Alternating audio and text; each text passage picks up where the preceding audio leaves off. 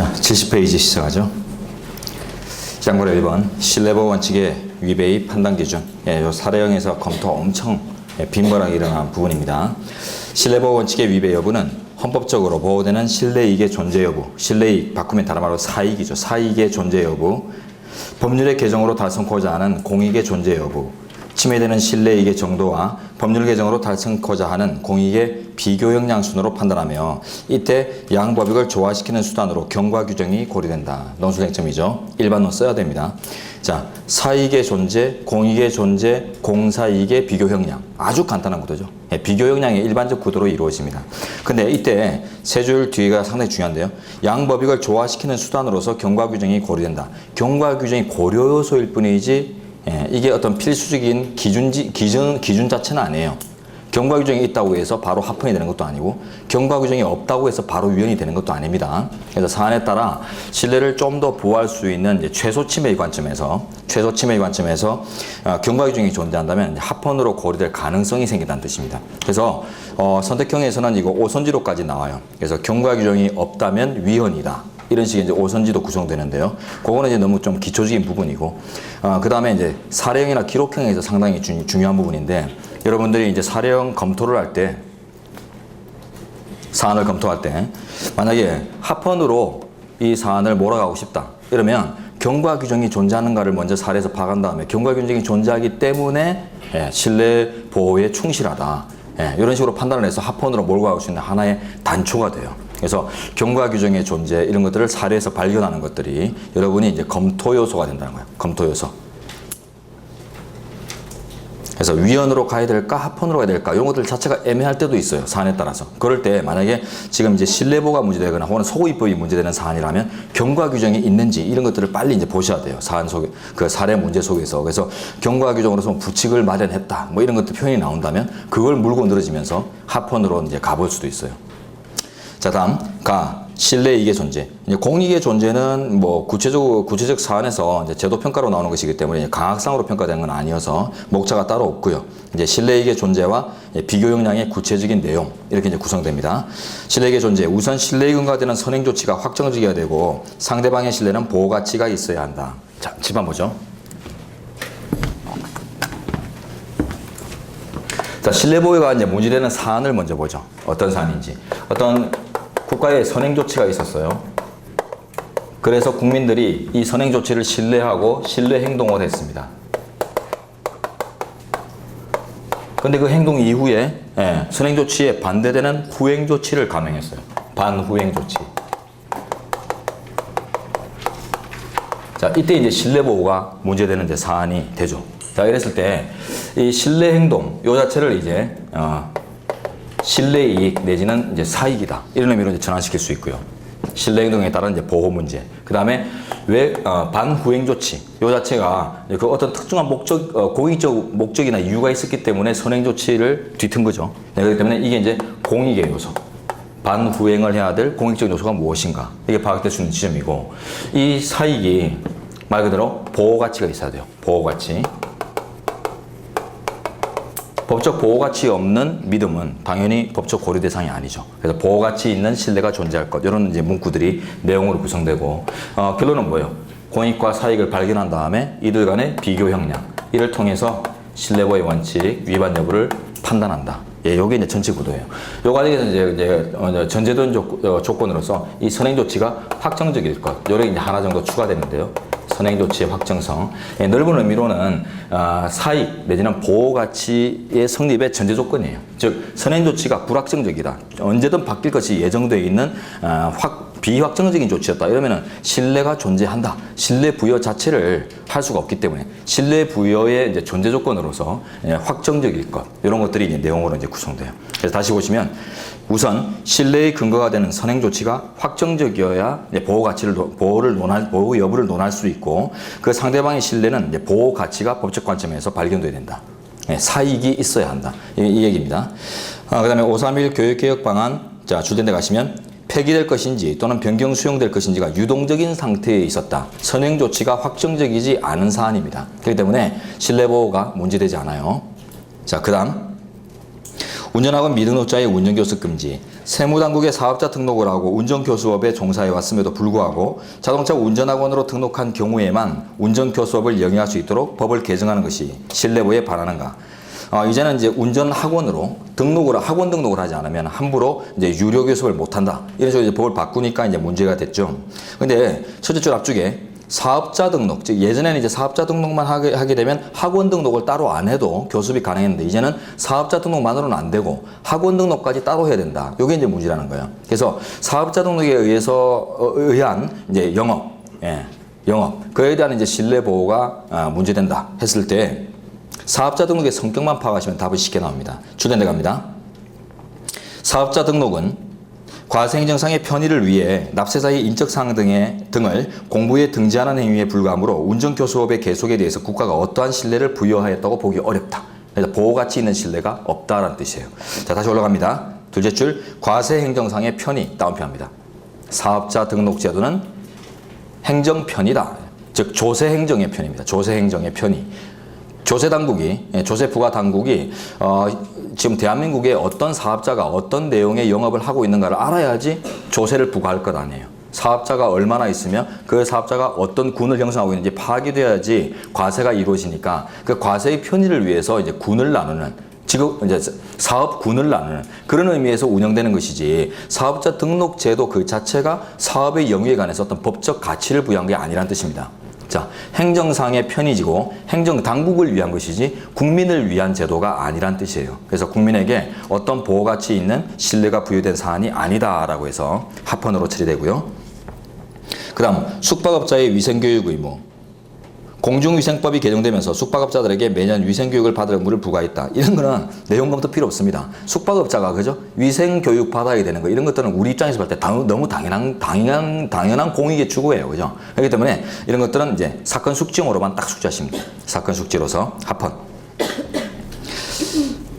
자, 그 다음에 이제 두 번째 판례 같은 것들이 법리 숙지 및 사건 숙지형, 종합형 문제예요. 그래서 단순해 보이지만 상당히 중요한 A급 판례가 되고요. 첫 번째 판례도 그러네요. 첫 번째 판례도 그러하고.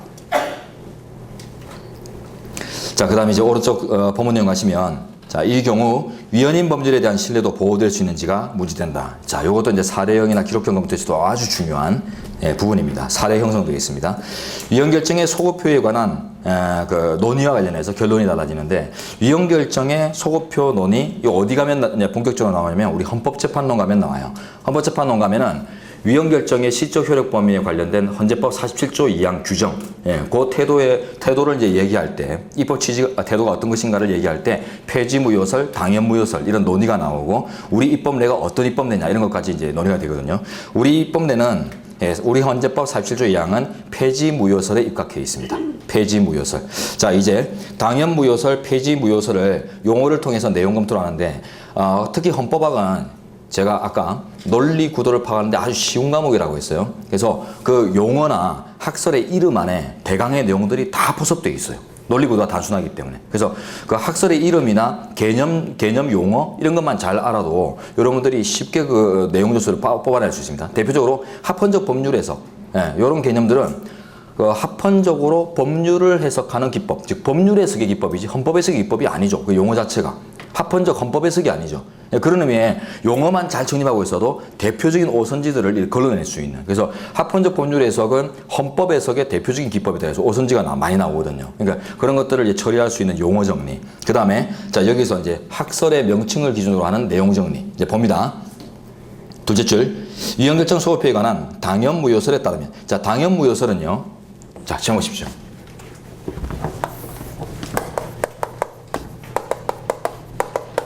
구체적인 어떤 내용 전개는 헌법재판으로 미룹니다. 거기 가서 이제 자세하게 하도록 하고 지금 미리 나왔기 때문에 딱 필요한 만큼만 검토하는데요. 당연무효로는 요거는 당초란 뜻이에요. 당초, 애초 내지는 당초부터 무효다. 그러니까 소급 무효를 원칙으로 하는 거죠.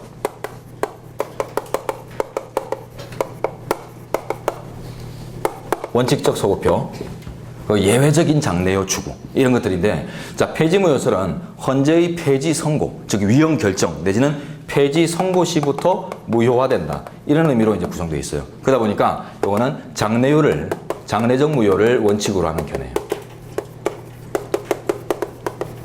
소급 무효를 원칙으로 주장하는 이 당연무효서는 법적 안정과 법적 정의라는 이제 가치관념 하에서 법적 정의 내지는 인권 보장을 우선 강조하는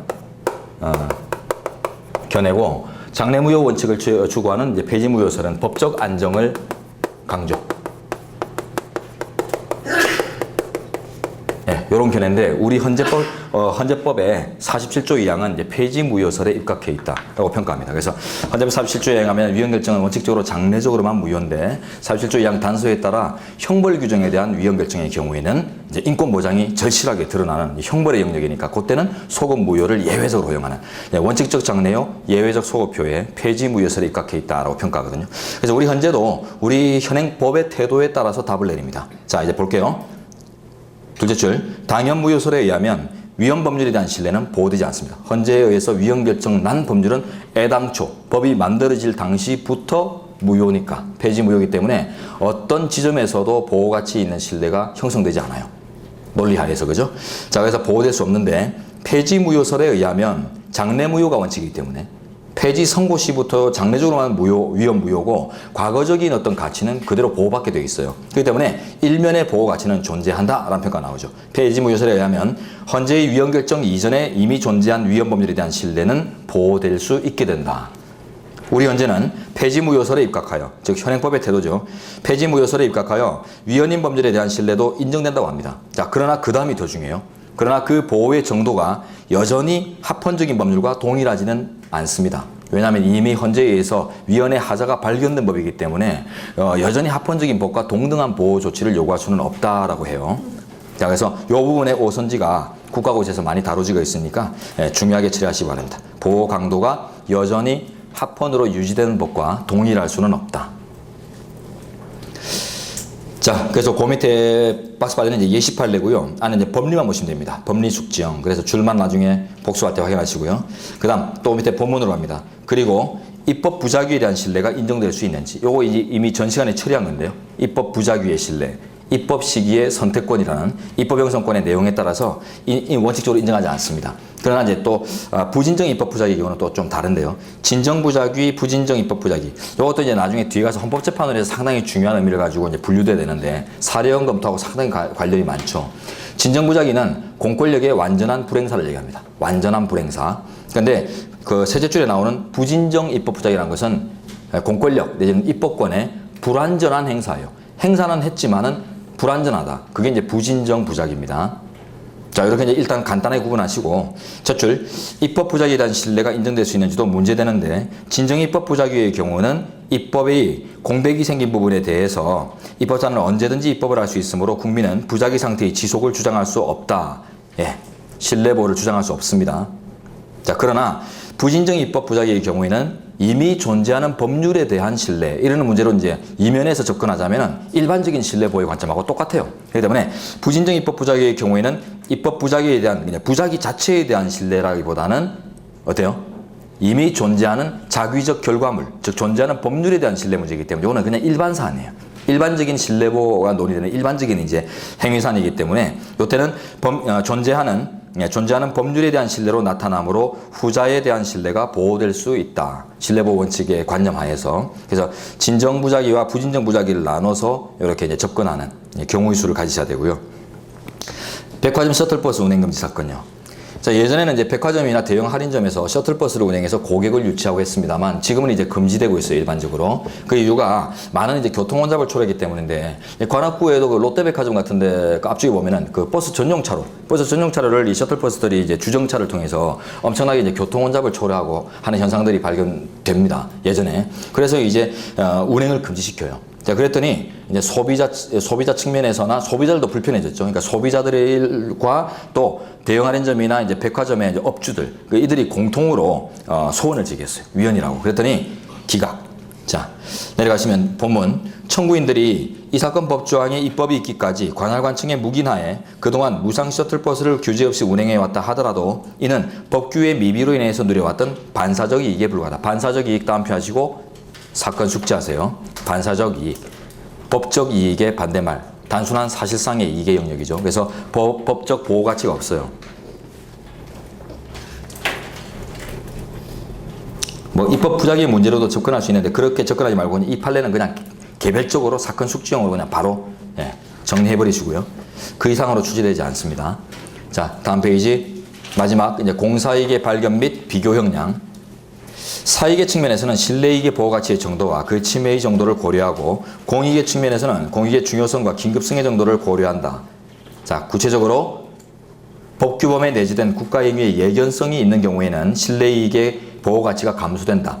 법규범에 내재된 국가행위의 예견성. 국가행위가 그렇게 발전적으로 바뀔 것이 국민들이 예측 가능했다. 이렇다면 신뢰 강도가 좀 약화된다는 거예요. 바뀔 줄 알면서 딴소리 바뀔지 몰랐네. 나만 몰랐네. 이런 주장들이 먹히기 힘들다는 거예요. 그 다음 두 번째, 법률이 부여한 기회를 단순히 활용한 경우에도 신뢰이익의 보호 가치가 감소된다. 이게 주로 이제 반사적 이익의 영역. 그 다음에 3. 반면에 국가에 의해서 일정 방향으로 유인된 경우에는 원칙적으로 개인의 신뢰 보호가 국가의 법률 개정 이익에 우선된다고 볼 수 있다. 유인된 신뢰의 영역입니다. 유인 내지는 유도된 신뢰. 자, 총 3가지 논술 쟁점 요소로 일반론 제시하셔야 되고 배점이 붙습니다. 자, 그 다음에 3가지 사이익이 감소되는 경우와 공익이 감소되는 경우를 이제 1, 2번과 3번으로 나눠서 밑에 이제 가시면 이제 구체적으로 나오죠. 1번 줄된데 국가행위의 예견성이 확보되어 있는 영역. 이거는 보세요. 신뢰가 강화되는 영역입니까? 약화되는 영역입니까? 약화, 그죠? 약화되는 영역. 이런 것도 선택형 시험으로 다뤄져요.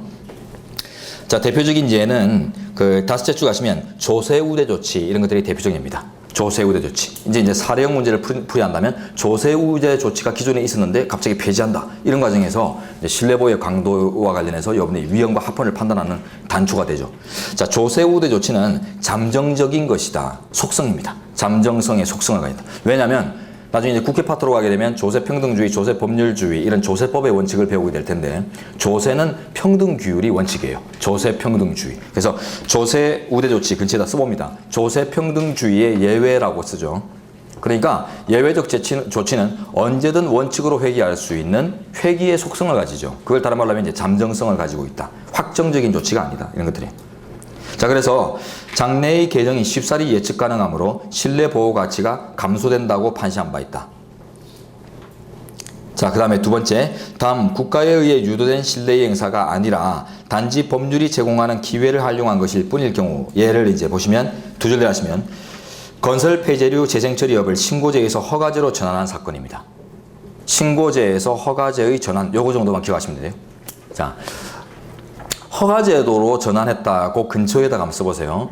허가제도가 애초에 금지되는 영역들도 있죠. 우리 헌법 21조에 따라서 언론, 출판, 집회결, 사의 자유 같은 경우는 검열이 금지됩니다. 그런 영역에서는 허가제를 설정하면 그 자체 위헌이 돼버리는데 그 외의 나머지 일반 영역은 허가제 자체가 바로 위헌은 아니에요. 그죠? 자, 그러니까 그런 이제 일반적인 허가제도가 허용될 수 있는 일반적인 영역에서 국민들의 이제 신뢰 가치가 어느 정도인가? 자, 쳐보죠.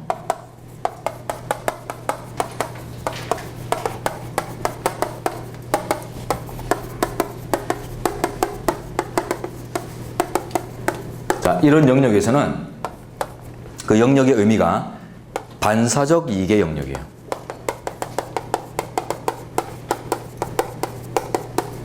즉, 허가제를 설정한 그 자체가 위헌이 아니다. 그 자체는 합헌이다라고 이제 볼 수 있는 영역이라면, 그죠?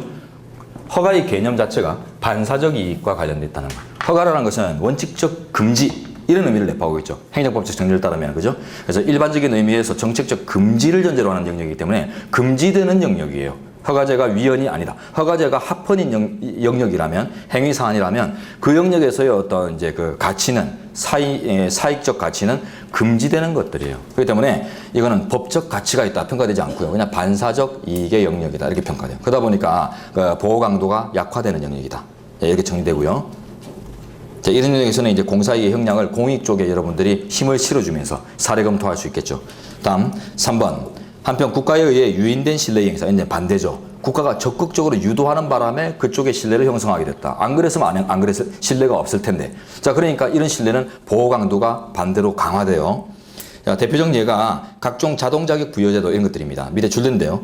우리 헌법재판소도 국세청 경력 공무원에 대해서 더 이상 세무사 자격을 부여하지 않도록 개정한 세무사법의 부칙 경과 규정에 대해서 헌법 불합치 결정을 선고하면서 유인된 신뢰의 범죄를 제시한 바가 있습니다. 자, 요게 각종 자동 자격 부여 제도의 영역, 그걸 폐지하고 하는 영역이에요. 그래서 세무직을 택하게 되시면은 나중에 자격, 뭐 세무사 자격 이런 것을 손쉽게 딸 수 있습니다. 이런 이제 제도를 자동 자격 부여 제도, 시험 면제 제도 이런 것들을 설정하면은 세무직이 일반 행정직에 비해서는 이제 공무원 입장에서는 훨씬 이제 곤란하고 어려운 영역이죠. 세무 같은 것들이. 예, 돈 처리해야, 막 돈 다뤄야 되고, 계산도 빡센데다가 잘못하면은, 책임성도 크고, 이런 얘기이기 때문에, 웬만하면 이제 공무원 시험을 치러서 공무원이 되려고 하는 분들은 안정적인 직업을 요구하는 분들이에요. 그러다 보니까 주로 이제 일반 행정이면 됐지, 굳이 뭐 세무직인 이런 특화직을 막 추구하는 사람들은 좀 특별한 마인드를 갖고 있는 사람들 아니면 일반직이지 않아요. 그러나 이제 자동자격 부여제도, 퇴임을 하게 되면 5급으로 5년 이상 경력하고 경력치를 가지고 퇴임하는 순간 세무사 자격이 자동 부여됩니다. 이러면은 솔깃하죠. 그래서 그 어려운 직을 감수하고서 그쪽에 신뢰를 형성할 수도 있단 말이에요. 그러니까 이런 신뢰는 국가가 강하게 보호해야 된다. 왜? 적극적으로 유도했기 때문에. 자, 밑에 판례가 자동자격 부여제도 요번에 기출이죠. 단독 문제로 아주 심하게 물어봤는데 예전에 강조 많이 해왔던 판례들입니다. 왼쪽 지문은 여러분들 한번 보시고 안에 이제 검토 들어가는데 사건 개요. 국세 관련 경력 공무원에 대해서 세무사 자격을 부여하지 않도록 개정된 법 3조와 장례적 폐지입니다. 기존 국세 관련 경력 공무원 중 일부에게만, 전부가 아니라 일부에 대해서만 국법 규정, 즉 자동 자격 부여 제도를 유지해주는 그 부칙 규정, 부칙 경과 규정이 헌법에 위반되는지. 결론적으로 장례적으로 폐지하는 본문 3조는 합헌적으로 봅니다. 기각. 그러나 부칙 경과 규정, 즉 일부자들에 대해서만 국법을 유지시켜준 이 부분에 대해서 배제되는 일부의 신뢰를 침해했다라고 해서 헌법 불합치가 나와요. 자, 논리구도 보죠.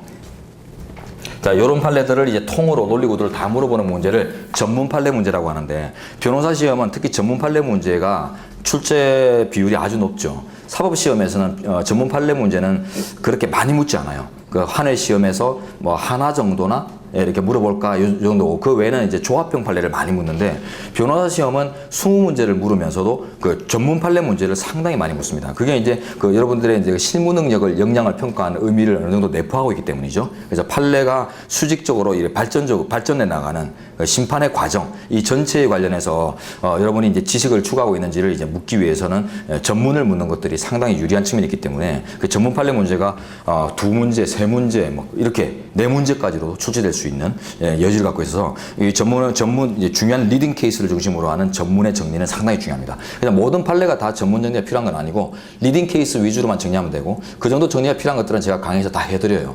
자, 전문 판례로 판서 이런 것들은 중요하니까 내일부터는 연습장 갖고 오시죠. 꼭 따로 쓰세요. 책에 뭐 여백이 많지만 그걸 활용하라고 책에 여백을 많이 두긴 했지만은 그래도 이제 기입하다 보면 실수를 할 수도 있고 그죠. 잘못 기입하는 바람에 책 전체가 미워지는 이런 상황도 올 수 있기 때문에 연습장을 활용하시는 게 좋을 것 같아요. 그리고 저는 칠판에다 절대 메모를 하지 않습니다. 정제된 판서를 하기 때문에 이 책보다 더 빠르게 이렇게 개관할 수 있는 전체를 파악할 수 있는 이런 간단한 이제 요소가 될 수 있기 때문에 그렇게 활용하시기 바래요. 자, 이제 봅니다. 세무사법 사건. 세무사법 사건과 똑같은 사건이 또 변리사법 사건도 존재해요. 그러니까 다양한데 이런 이제 자동자격 부여제도 관련 사건을 전식으로 봅니다. 사건 등 전체 기조를 보겠는데요. 자, 이게 이제 자동자격 부여제도가 문제되는 사건인데요. 관련 판례 전부 다 정리하고 있습니다. 지금 세무사법 사건만 정리한 거 아니에요. 자동자격 부여제도 자체가 합헌인지 이런 것들은 지금 세무사법 말고 다른 판례가 상당히 많이 존재하고 있습니다. 근데 지금까지 위헌 판례 없어요. 그래서 자동자격 부여제도 뭐 1차 시험을 면제시켜준다, 뭐 전시험을 면제시켜준다, 이런 이제 자동자격이 부여되는 제도 전부에 대해서 우리 현재는 합헌으로 판단하고 있는데요. 그냥 이렇게 외우시면 돼요. 그 사안을 이제 정리하면 결론적으로 이렇게 다 합헌 사례밖에 없어요.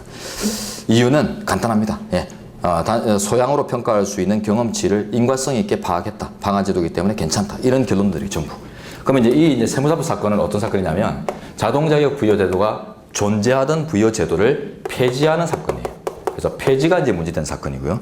이에 대해서 이제 기각과 헌법 불합치로 결론이 나눠지죠. 장례적 폐지 내지는 장례적 규율을 담은 본문 제3조 부분과 과거적으로 이제 일부의 자들에 대해서만 국법을 그대로 유지시켜주는 과거적 규율 부분 나눠서 평가가 이루어지고, 이 과거적 규율 부분은 이제 사례에서도 이제 검토가 됐지만 조금 이제 접근하자면, 원래는 이제 요 과거적 규율 부칙 규정이 없었어요. 이 폐지법을 만들 당시에는. 이 DJ 정부 출범할 때 이제 만들어진 거거든요. 그래서 DJ가 대통령이 되면서 공무원들이 무슨 특혜도 아니고 왜 이렇게 공무원과 관련된 특혜가 많으냐. 다 없애라. 철폐하라. 이런 이제 명을 하고요. 그러니까 밑에 이제 치정자들이 전부 이 관련 제도를 막 이제 없앱니다. 없애는 과정에서 폐지만 딱 하고 나니까 기존에 이제 공무원들의 사기가 뚝 떨어져 버리죠. 야, 저것 때문에 내가 이 어려운 거 택했는데 이제는 우리는 낙이 없다. 놀자. 예, 이러면서 놀아버려요. 그러니까 안 되겠다 해가지고 부칙 경과 규정을 사후에 도입합니다. 근데 이제 사후에 도입하면서 과거 장례적 규율을 장례적으로 이제 폐지하는 신법이죠. 예, 폐지법인 이제 신법 시행 당시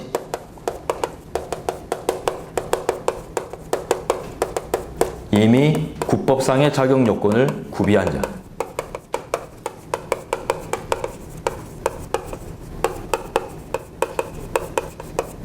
그들을 보호하기 위해서만 법을 만듭니다. 근데 이미 이제 국법상의 자격 요건 5급으로 5년 이상 경력 요건이거든요. 그걸 갖춘 자들은 보호해 줄게. 기존의 신뢰를. 이렇게 이제 부칙을 뒀는데, 그럼 나머지가 이제 문제죠. 빠지는 사람들이죠. 5급으로 5년 이상 아직 안 된 사람들 수두룩하겠죠. 그죠? 근데 그들의 신뢰는 약한 것인가? 아닙니다. 이 제도를 믿은 것 자체에 대한 신뢰의 강도는 거의 똑같죠. 유인된 신뢰라는 측면에서. 그게 봤을 때 이제 그 부분에서 위헌이 나와요. 장례적 규율은 과잉금지 원칙의 위반을 판단합니다. 폐지하는 것 자체가 과잉한 것 아닌가. 그래서 과잉금지 원칙 위반을 부정해요. 이유는 일반 응시자와의 형평도모 차원에서 적합하도록 합니다. 특혜니까, 그죠? 일반 응시자와의 형평도모. 그래서 이런 자동자격 부여제도, 이런 게 예외적 제도죠. 이런 예외적 제도를 없애고 원칙으로 회귀하는 것 자체는 그 자체가 이제 바로 문제는 안 돼요. 문제는 이제 과거적인 신뢰보호 문제인데, 자, 이에 대해서는 이제 신뢰보호의 관점에서 신뢰보호 원칙의 위반을 인정합니다. 이유는 일부자한테만 이제 유지했으니까 배제되는 일부와 관련해서 유인된 신뢰의 과도한 침해다라는 평가를 합니다. 유인된 신뢰의, 요때 이제 유인된 신뢰 법리가 나옵니다. 과도한 침해.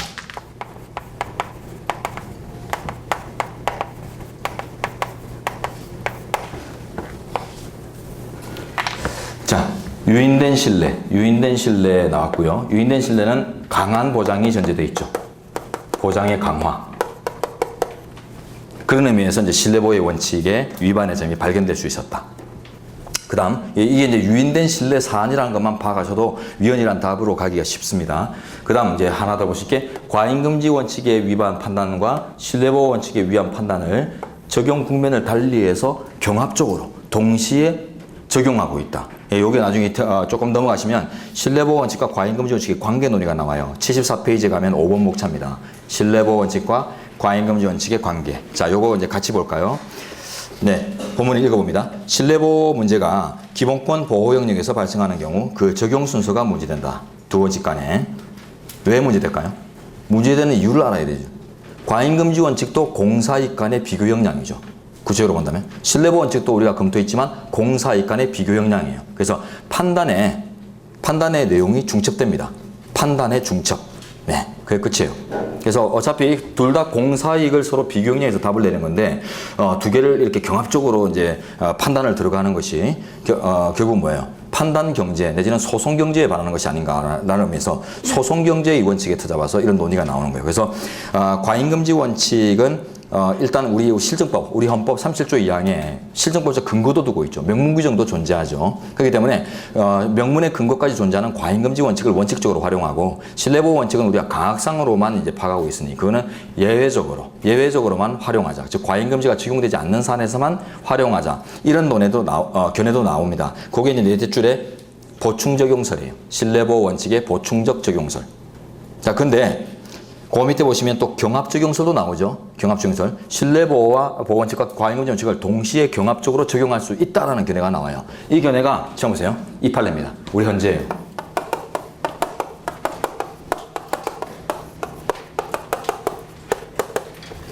자, 두 원칙을 판단이 중첩될 수밖에 없는 두 원칙을 동일한 국면에서 동일을 동시에 심사를 하면 당연히 판단 중복이죠. 그렇지만 적용 영역을 달리하면 어때요? 장래적인 규율의 측면은 작용의 측면은 과잉금지로, 과거적 규율의 측면, 작용의 측면은 신뢰보호로 이렇게 적용 부면을 달리해서 판단 들어가면 이게 판단의 중복은 아니죠. 이미 구도상 중복되지 않고 있죠. 그러니까 충분히 판단의 중첩 없이 동시 적용이 가능하다라는 이제 입장에서 경합적용서를 펼치는 견해가 있고 우리 헌재가 이걸 수용하고 있어요. 그래서 판례 확인하시면 아래 네 줄입니다. 헌재는 국세청 경력 공무원의 세무사 자격 자동부여 제도의 폐지에 관해서, 그죠? 요 판서 사례와 관련하여 기존의 국세청 경력 공무원에 대해서는 신뢰보호 원칙의 위배 여부를, 장래의 국세청 경력 공무원에 대해서는 과잉금지 원칙의 위배 여부를 통해서 직업의 자유의 침해 여부를 판단함으로써 경합적용설의 입장을 취하고 있다.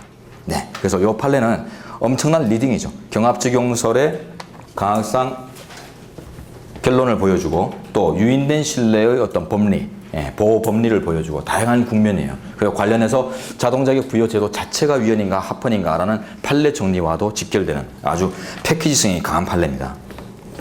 물어볼 수밖에 없는 판례인데 사법시험에서는 그냥 그때 그냥 지문 요소로만 이렇게 물어왔어요. 전통적으로. 근데 이번에 변호사 시험에서 아주 과감하게 단독 문제로 통으로 이 과정을 다 물어봤죠.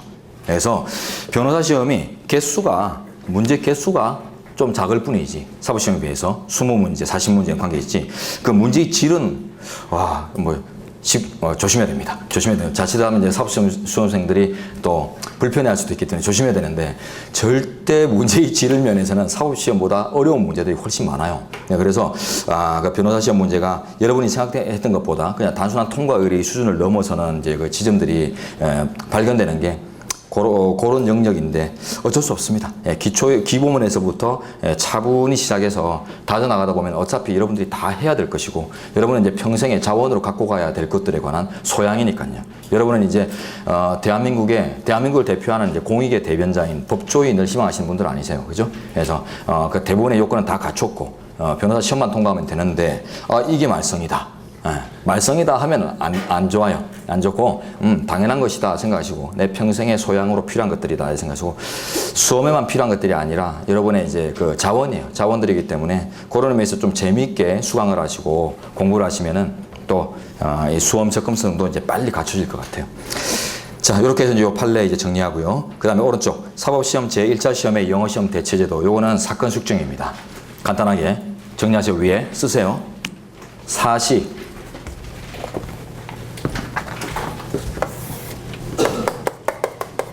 변시, 로스쿨 제도 관련 판례는 위헌 사례가 없습니다.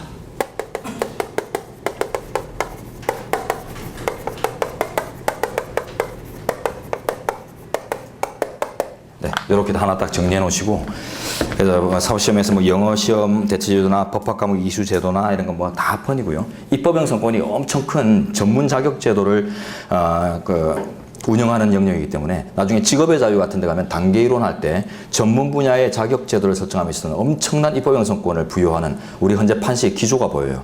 그런 이제 전제하에서 봤을 때 위헌으로 나오기가 힘든 영역입니다. 자, 그다음 다 경과 규정.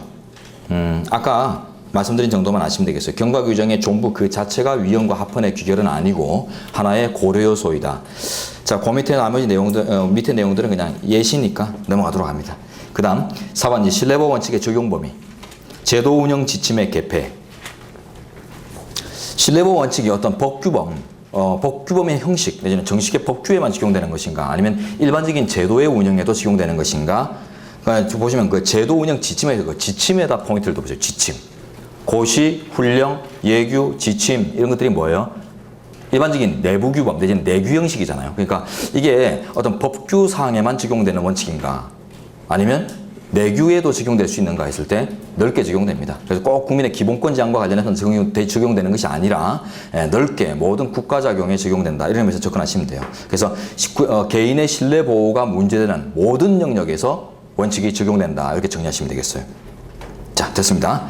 그 다음 5번 신뢰보호 원칙과 과잉금지 원칙의 관계는 이미 봤고요. 자, 그 다음에 그 밑에 판례들은 그냥 예시입니다. 예시고 사건 숙지용어로서 간단하게 접근하시면 됩니다. 첫 번째 판례, 국민연금 반환 일시금의 지급 금지. 옛날에는 일반적으로는 반환 일시금과 계속적 정기적 급부제도, 일시금 제도와 계속적 정기급부 제도를 병행 운영했어요. 그래서 선택적으로 이제 운영을 했거든요. 근데 대부분이 퇴역을 하는 과정에서 대부분이 일시금을 추구했어요. 일시금을 달라. 왜? 창업을 하고 싶으니까, 그죠? 그런데 보통 이제 일시금으로 이제 연금을 받은 다음에 바로 창업을, 뭐 치킨집이나 이런 창업을 해가지고 바로 망해버려요. 그런 사례가 많이 나오니까 일시금 지급을 이제 제한하는 이런 제도의 이제 개선이 있습니다. 자, 근데 보세요. 연금이라는 것의 속성은 어떤 것이냐로 출발하자면 제목에 연금, 계속적 급부 내지는 정기급부를 속성으로 하죠. 왜냐하면 퇴역 후에 생활보장을 추구하는 제도이기 때문에 퇴역 후에 돌아가실 때까지 뭐 이런 이제 기간을 설정하고 그 다음에 매달 얼마씩 받는다 이런 이제 생활보호의 의미가 있잖아요. 그렇기 때문에 결국 일시금은 쉽게 까먹을 수 있는 이런 요소가 강해서 결국 연금의 정기급부성 내지는 계속적 급부성 넓게 보자면 생활보호성에 좀 배치될 수 있다 이런 의미에서 이제 제도를 개선했어요. 그러다 보니까 결국 국민을 위한 공익적 요소가 절실한 이런 제도이기 때문에 위헌이 나올 수가 없겠죠. 그래서 합헌이라는 결론을 이런 이제 사회 현실과 관련해서 바로 뽑아내시면 됩니다. 이게 이제 사건 숙지형이에요. 자, 그다음 두 번째, 의료기관 시설에서 약국 개설 금지. 제목 보시고 바로 답 내는데요. 제목 근처에 써보죠. 의약 분업의 취지. 의약 분업의 취지. 뭐죠? 의약 담합 방지죠. 의약의 담합 방지라는 의약 분업의 취지에 비춰볼 때 이렇게 하는 게 맞습니다. 옛날에는 이제 대형 병원 안에 대형 약국들이 막 들어가 있었죠. 그런 것보다는 그러다 보면은 이제 의약 간에 담합이 올 수도 있고 서로 이제 안 써도 되는 약을 처방할 수도 있고 막 이런 이제 이권이 개입되기 때문에 아예 이제 배제시킨다는 의미에서 형식적인 측면에서부터 이제 그 구도를 이제 형성하는 게 맞지 않느냐. 그래서 일반적으로 약국을 이제 병원 밖으로 나가라 하는 것들이 이제 의약 분업의 취지에 적합하다고 합니다. 의약 분업의 취지에 적합하다 해서 합헌 바로. 자, 그다음 6번 신뢰보호 원칙 위배에 관한 헌재 판례. 위배를 인정한 사례, 이제 위헌 사례들이기 때문에 이것들은 무조건 이용이 돼요. 자, 판례는 지금 우리 책에는 별도의 전문 판례집이나 이런 것들을 여러분들이 참조 안 하셔도 될 정도로 판례를 엄청나게 많이 수록해서 다양하게 수록하고 있습니다. 그래서 우리 요 기본서만 다 봐도 판례집 따로 안 봐도 돼요. 자, 근데 그렇다고 하더라도 양 많아요. 이 안에 담겨지는 판례만 해도 양 많아요. 여러분 이제 회독을 1년이라는 수험 기간에 이제 상정되어 있는 3순환 내지는 4순환 정도의 회독을 이제 차분히 하시면은 안에 있는 판례들 다 인식합니다. 100% 다 인식하게 되어 있어요. 정리할 수 있는데, 자, 그렇더라도 우리 책에 담겨져 있지 않은 판례도 무수합니다. 그렇기 때문에 그런 판례들이 충분히 출제될 수 있고, 그러면 이제 판례 정리를 그걸 위해서 지역 사안에 대해서 대처하기 위해서 그러면 판례집을 따로 봐야 되는가? 그거는 부정이고요. 지역은 지역에서 끝내시면 돼요. 지역에 대해서까지 영향을 가진 자들은 몇 안 돼요. 그죠? 그렇기 때문에 뭐 저 같은 사람이나 지역 판례도 취급하지. 여러분들이 수험생들은 그런 지역 판례들까지 다룰 필요는 없단 말이죠. 하지만 시험에 출제 가능성은 열려 있다. 그냥 버리는 문제죠. 너도 틀리고 나도 틀리고 이런 거는 문제가 안 되고죠. 너는 맞추는데 나만 틀렸다. 이게 이제 문제가 되는 거지. 그래서 그런 것들은 이제 마음을 비우는 부분인데, 그렇더라도 그냥 비우면 안 되고 기본서에서 위헌 결정 사례는 무조건 여러분으로 다 만드셔야 돼요. 사건 숙지 형태로나 법리 숙지 형태로나 어떤 형태로든 여러분 걸로 만들어야 되고, 안 되면 결론을 외워서라도 만들어야 돼요. 여러분 걸로. 그래 놓고 모르는 판례가 나왔다. 그러면 어떻게 정리합니까? 절대 위헌 사례는 아닐 것이다. 이런 데서 이제 지문을 바라보면은 여러분들이 맞출 수 있는 가능성이 높아지죠. 모르는 판례지만. 자, 그래서 위헌 사례는 거의 빠짐없이 담으려고 모든 기본서가 노력하는 것이기 때문에 위헌 사례는 아주 풍부하게 담겨져 있어요. 자, 그렇기 때문에 위헌 사례를 중심으로 이제 정리를 잘 해놓으시고, 그 외에 나머지 불의의 타격, 불이타라고 할 수 있는 지문들에 대해서는 위헌이 아님을 전제로 이제 그 소고법을 동원한 뭐 상대적인 이제 선택 이런 것들을 이제 하시면 돼요. 그게 테크닉이죠, 그냥 그거는. 자, 이제 첫 번째 판례. 판사 임용 조건으로서 법조 경력. 판사 임용 자격에 10년 이상의 법조 경력을 요구하는 개정법이 위헌인가? 최근에 이제 좀 약간 시사성 있는 것인데 한정위헌입니다. 일단 제도 자체가 합헌인 점은 있어요, 그죠? 공익의 대변자인 판사가 너무 어리다, 너무 경력이 약하다 연수원을 사법연수원을 졸업하고 바로 판사 임용된다. 이러면은 20대 판사가 나와요. 20대 초반 판사들도 있습니다. 그 판사들이 실제 뉴스화되는 사례들도 많았죠. 그래서 좀 아직은 이제 사회적 역량이 좀 약한 상태에서 판단을 하다 보면 이제 무리를 범하는 경우도 있기 때문에 그래서 좀 법조 경력을 다양한 경력을 요구하는 것 이것들은 이제 당연한 이제 제도의 속성이라고 할 수 있겠어요. 그렇지만은 두째 줄에 나오듯이 이미 사법연수원에 입학한 이미 이제 연수원에 입학한 연수생들에게까지도 적용을 하는 것, 그거는 잘못되었다라고 평가 내렸어요. 그 부분이 한정면입니다. 자, 밑에 내용 가시면 두 번째 2번으로 가죠. 줄된데. 자, 이 사건 심판 대상 조항을 이 사건 법원조직법 개정 당시 이미 사법연수원에 입소한 사람들에게도 반드시 시급히 적용해야 될 정도로 기묘하다고 보기는 어렵다. 그래서 공익의 대변자성을 절실하게 확보하겠다는 그런 의미는 좋다. 제도 자체는 좋지만은 지금 이미 이제 그 사법연수원에 입학한 사람들의 신뢰를 침해할 정도까지는 아니다. 이들은 놔둬라 이런 거예요. 그러면서 그 위에 나온 것들이 좀 읽어보면 그렇게 와닿지 않는 논리들이에요. 좀 그렇게 확 와닿지 않는 논리인데 어떤 논리가 나오냐면 그 어려운 그 법조 경력 시험이죠. 그죠? 변호사 시험이나 사법 시험 같이 그 어려운 시험을 통과한 사람들의 신뢰는 강하게 보호될 필요가 있다. 몇 년을 투자해서 그리고 자신을 포기하고 인생을 포기하고 치른 시험인데 결국 이렇게 막 휙휙 바꿔가는 것들은 잘못되었다. 이런 평가를 내려요. 그래서 그 내용이 줍니다. 시험이 워낙 어렵다. 워낙 어려운 최고의 시험을 치른 자들의 신뢰는 최고로 보호돼야 된다. 이런 법리예요.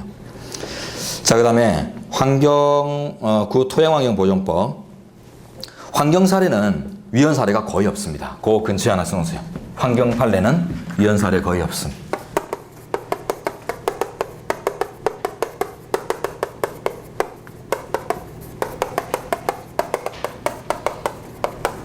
거의 없음입니다. 원래는 하나도 없었는데 요 판례 때문에 이제 거의라는 용어를 넣어야 돼요. 거의 없다.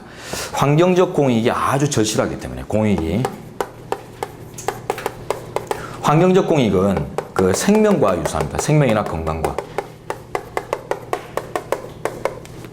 환경이 훼손되면은 결국 국민의 생명이나 건강을 침해하게 되는데 건강이 심하게 훼손되면 이제 생명을 저해하죠. 그래서 이제 건강의 공익도 생명의 공익과 똑같아요. 자, 근데 우리 헌재는 나중에 생명권 같은 데 가면은 최상위의 기본권적 가치라고 얘기합니다. 그건 너무 당연한 얘기예요. 생명이 없는 권리의 향유 이런 것들 그죠? 죽은 자의 권리 향유 이런 것들은 의미가 없거든요. 그러니까 기본권 보장의 가장 전제 조건으로서 인권 보장의 전제로서 최상위의 가치를 담고 있다. 이런 식으로 이제 파악을 하기 때문에 그 최상위의 가치와 직결되는 공익이기 때문에 이를 넘어서는 사익적 요소 이런 것들이 이를 넘어서는 다른 어떤 가치들 이런 것들이 확인이 잘 안 돼서 위헌 사례가 잘 없어요. 자, 근데 요 사례는 잘 보세요. 토양오염 관리 대상 시설을 양수한 자도 오염 원인자로 보고 토양오염으로 인한 피해를 배상하고 오염된 토양을 정화하도록 의무를 부과하는 것이 소위법 금지 원칙 또는 신뢰보호 원칙에 위반되는지. 첫 줄 다시. 토양오염 관리 대상 시설, 즉 토양오염 원인자라고 하는데요. 토양오염의 원인 요소를 갖고 있는 어떤 시설을 얘기합니다. 그걸 이제 환경관련법에서 이 시설을 그냥 매수 내지는 양수하기만 해도 환경 책임을 묻는 거예요. 즉, 그 시설을 샀다. 재산권을 이전받았다. 이 자체만으로 오염 원인을 실제 발생시켰는가? 과실이 있는가? 이런 걸 묻지 않고 무과실의 책임을 묻게 되어 있어요. 법에서. 그래서 무과실 연대 책임을 묻는데 이 제도가 단순한 양수라는 조건만으로 무과실 책임을 설정할 정도까지는 아닌 것 아니냐. 그래서 이제 위헌으로 판단돼요. 자, 내려가시면 2번으로 갑니다. 이 사건 오염 원인자 조항은 예측하기 곤란한 중대한 제약을 사후적으로 가하고 있으면서도 그로 인한 침해를 최소화할 다른 제도적 수단을 마련하고 있지 않으므로 위헌이다라고 하는데 이것만으로 논리가 확 와닿진 않아요. 그죠? 그래서 금방 말씀드린 것들을 어느덧 여백에 좀 기입하시는 게 좋습니다. 그래서 단순한 양수 사실만으로 혹은 재산권의 양수만으로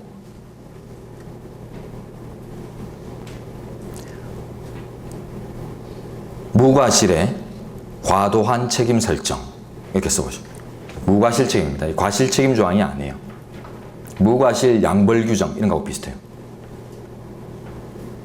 그래서 토양 오염을 초래할 수 있는 어떤 원인 시설을 매수했다는 사유만으로 이미 저질러진 어떤 오염 요소 이런 것들을 그 양수자가 다 이렇게 막 제거해야 되고 돈을 들여서 그래야 될 의무를 설정하는 것들은 너무 이제 막대한 책임을 그것도 무과실적 요소로서 고려하기 때문에 책임주의 이런 것들에 반한다는 거죠. 책임주의 등에 반한다. 자, 그래서 요게 유일한 위헌 사례입니다. 환경 판례 중에.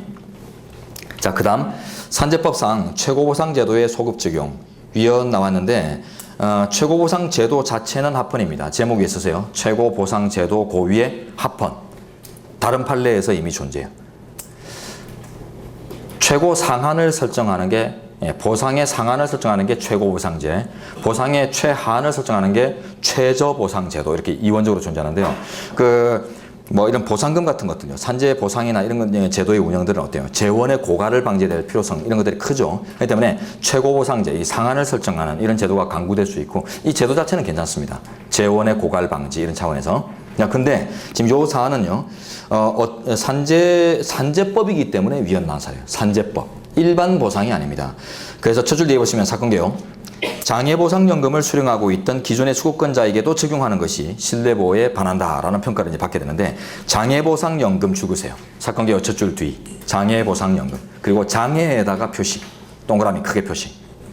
자, 장애라는 법정 용어는요. 장애적 결과라는 의미를 내포하고 있는 법정 용어입니다. 법정 용어. 장애적 결과가 남았다. 그럼 결국 어때요? 근로능력이 상실되는 거죠. 그래서 이미 객관적으로 근로능력이 상실된 자들, 국가에 의한 보호가 아주 절실한 자들에 대해서 절실한 자들에 대한 보상금이 문제이기 때문에 그들에 대한 신뢰를 좀 많이 추구해 준 이런 판례예요. 그래서 정치적인 사실관계, 사실적 현상을 이렇게 고려한 이런 판례죠. 쉽게 하면 이제 법적 정의 이런 것들을 좀 많이 추구한 판례이기 때문에 그런 측면에서 여러분들이 우회적으로 외우고 계셔야 돼요. 그래서 최고보상 제도 자체는 합헌이나 장애보상연금, 산재법상의 장애와 관련된 보상과 관련해서는 장애우들의 보호를 충실하게 이행했다. 이런 의미로 이제 접근해 놓으세요. 안에 내용은 검토하지 않으셔도 됩니다. 다음 페이지. 자, 6인승 배능 화물 자동차 정원 및 화물 제한. 요거는 위헌인데 그 밑에 양가로 2번에 첫 번째 벌로 보시면 똑같은 제목인데 요건 또 합헌이죠. 기각. 그래서 이것도 이제 법 개정경과 이런 사이에서 법 개정경과에 의해서 신뢰보호의 이제 그 시점의 문제예요. 자, 일단 위에 판례 먼저 봅니다. 6인승 배능 화물 자동차.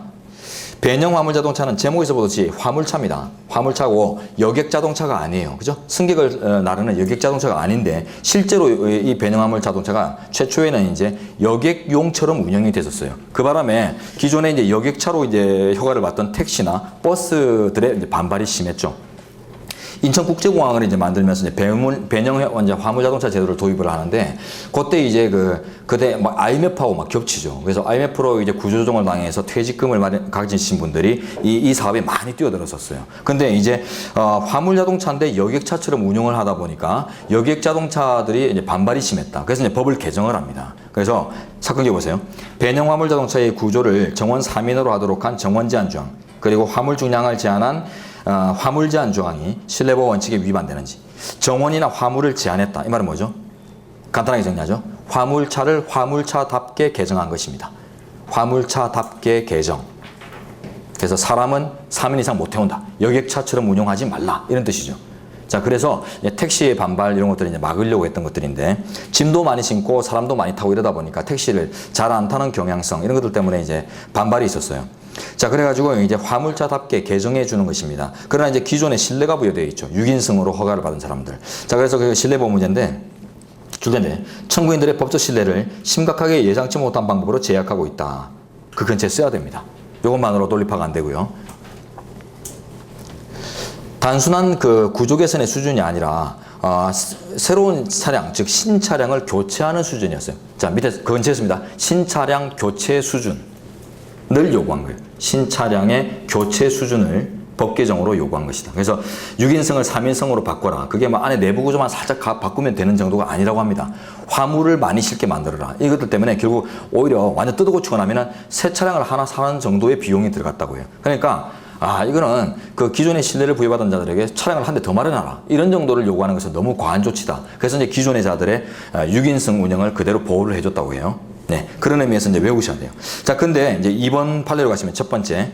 요거는 이제 기각사례인데 동일한 집단들에 대한 두 번째 판시입니다. 이 이제 구차량에 대한 6인승 구차량에 대한 기존의 신뢰를 이제 보호받았던 기존 업자들이 차량을 이제 한참 운영하다 보니까 이제 노후화됐죠. 차량이 노후화돼서 새 차량으로 이제 바꾸려고 하는 상황이에요. 근데 새 차량으로 바꾸려고 하는데 이제 현행법은 언제요? 어때요? 3인승이죠. 법이 개정돼 가지고 3인승이죠. 그러니까 새 차량으로 바꾸는 과정에서도 우리가 이제 과거에 헌재 판례를 통해서 6인승 신뢰를 부여받은 것이 유지돼야 되는 것 아닌가 이런 주장을 또 해왔어요. 이에 대해서 우리 현재는 이제 부정합니다. 그래서 기존의 차량을 신차량으로 바꿀 이유도 없는 따끈따끈한 새 차량을 새로 바꾸라고 하는 걸 요구하는 것은 무리라고 했죠. 하지만 이제는 어차피 바꿀 수밖에 없는 상황에서 바꿔야 될 차량을 3인승으로 바꾸는 게 뭐가 문제겠느냐. 그래서 기존의 신뢰를 보호받은 자지만은 교체되는 신차량에 유지되지는 않는다고 했어요. 그래서 그 제목 근처에 쓰시면 되겠습니다. 구차량의 신뢰가 신차량에 유지되지 않음을 밝힌 거예요. 구차량의 신뢰가 신차량에 유지되는 것은 아니다. 그래서 따끈따끈한 뽑아 나온 지 얼마 안 되는 6인승의 구차량을 신차량으로 또 바꾸라. 이것들은 무리한 요구지만 그래서 그거를 계속 운영할 수 있다고 이제 신뢰를 보호해 준 것이지 그 차량을 이제 어차피 딴 차량으로 바꿔야 되는 상황이라면 법에 합당하게 바꾸면 될 것이다. 그랬어요. 자, 그래서 안의 내용은 이제 여러분들이 줄만 한번 확인해 보시면 되겠습니다. 그리고 그 위에 2번 바로 위에 이제 택상법 사건 나오는데요. 택지 소유 상한에 관한 법률 내지는 택상법이라고 하는데 그 특별시나 광역시 수도권 권역이라 뭐 이렇게 좀 광역 권역 특별시나 광역시에서 택지 소유 상한을 200평으로 설정한 제도예요. 특별시나 광역시에서 택지 소유 200평 상한을 추구한 제도입니다. 근데 200평이란 평수가 요즘 보면 그렇게 큰 평수 아니에요. 2만 평도 아니고. 그러다 보니까 이게 이제 너무 강력한 규제 조치로서 또 일률적인 측면도 있죠. 투기방지법인데요. 택지를 이제 확보를 많이 해서 주거 안정을 확보한다. 그래서 투기를 방지하겠다. 이런 의미의 법인데 투기방지법의 이제 취지로서 투기 목적 요소를 고려하는 그런 어떤 실질적 요건도 없어요. 무조건 형식적으로 200평입니다. 그러니까 그 투기 목적에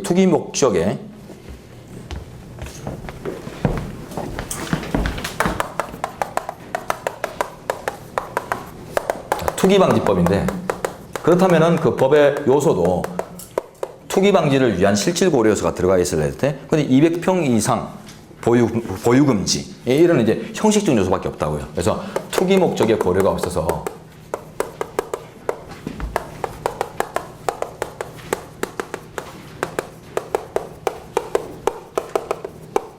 일률적이고 과도한 규제. 일률적이고 과도한 규제.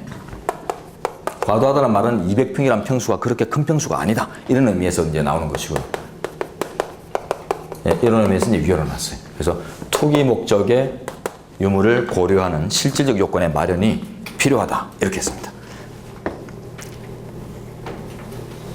자, 오늘은 이 정도에서 이제 강의를 마감하도록 하죠. 첫날이라서 진도를 적극적으로 많이 뽑지는 않았습니다. 항상 그래요. 어떤 강의를 하든 간에 첫날은. 그래도 여러분들은 좀 빡빡했을 거예요. 그죠? 어떻게, 수험이란 측면에서 이렇게 아주 적극적으로 접근하다 보면, 강의 실 시간은 3시간 정도에, 쉬는 시간 빼면 뭐 3시간도 안 되지만, 그게, 훨씬 이제 많은 시간으로 와닿고, 특히 또 두 과목 오후, 저녁을 뭐 병행하다 보면은 더더구나 이제 힘들 수도 있습니다. 어쨌든, 요번 기회에 차분히 이제 역량을 마련하시면은 이것들이 여러분의 이제 평생의 자원이고 수월한 수험의 기초가 되니까 요번 기회만큼은 최소한 죽었다 하고 이제 적극적으로 가보자 이렇게 접근하시기 바랍니다. 내일부터 이제 시험 치르는데 10분 전에 강의 시작 10분 전에 시험 자료 배부하니까요. 미리 오셔서 한 10분 전에 검토를 해보시기 바랍니다. 진도 범위를 이제 넘어서는 출제도 있을 거예요. 진도가 이제 그날 딱 떨어진 건 아니니까 오늘처럼 이제 진도가 조금 밀렸다면 진도 나가지 않은 문제도 포섭되어 있을 수 있습니다. 문제가 미리 출제되어 있기 때문에 자 그렇더라도 그런 것들을 이제 나중에 다시 보면 된다는 의미에서 아는 것들만 한번 풀어보시기 바라고 그리고 당부합니다.